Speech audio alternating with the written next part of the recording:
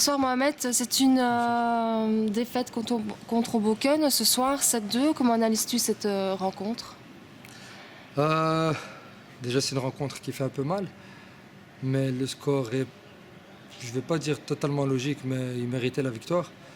Le problème, c'est qu'on a eu quelques pépins au niveau des membres, des joueurs qui étaient absents, certains pour cause de blessures, d'autres qui sont blessés même ici, et d'autres qui ont eu des empêchements.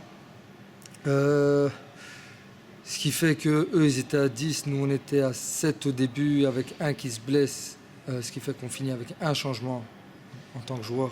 On avait un deuxième gardien aussi, mais en tant que joueur on n'avait qu'un changement. Physiquement c'était assez lourd.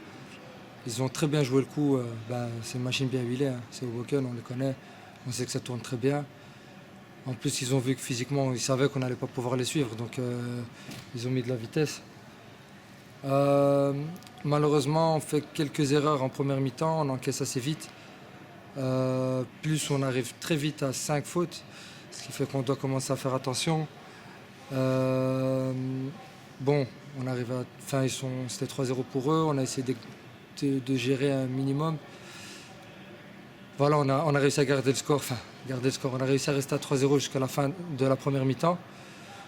À la mi-temps, on a essayé de reprendre nos esprits, de se calmer, de se dire voilà, bon, maintenant on est à 6, on n'a qu'un changement. Va falloir gérer, mais va falloir marquer aussi. Donc, va falloir les pousser. 3 goals, ce n'est jamais que 3 frappes.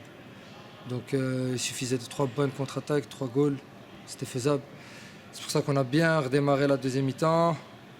On a redémarré, on a marqué directement. Ça nous a reboosté un petit peu. On a eu un deuxième face-à-face en début de deuxième. Malheureusement, on ne l'a pas mis, ce qui aurait changé pas mal de choses. Mais bon, après voilà, ils ont bien fait leur match. Il y avait un bon gardien, il y avait des bons joueurs. Et physiquement, plus on est fatigué, au moins on a de lucidité. Et comme j'ai dit, eux, ils ont très bien joué leur coup. Donc voilà, c'est un peu l'analyse.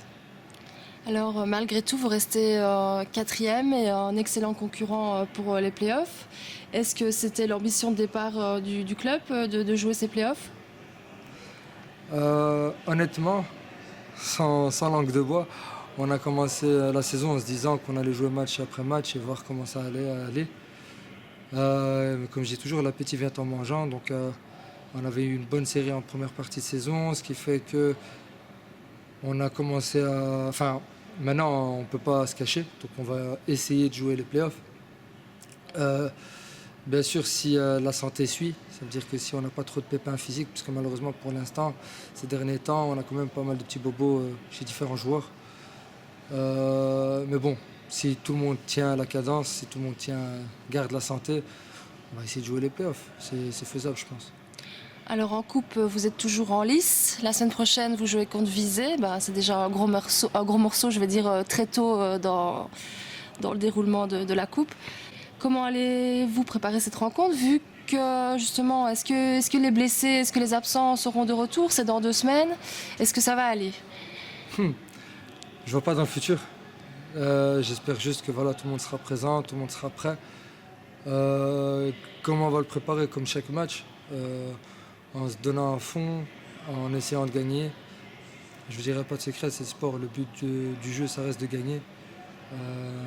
Et comme j'ai dit, si la santé est là, je pense qu'on aura plus de chances de gagner que s'il nous manque des joueurs comme aujourd'hui.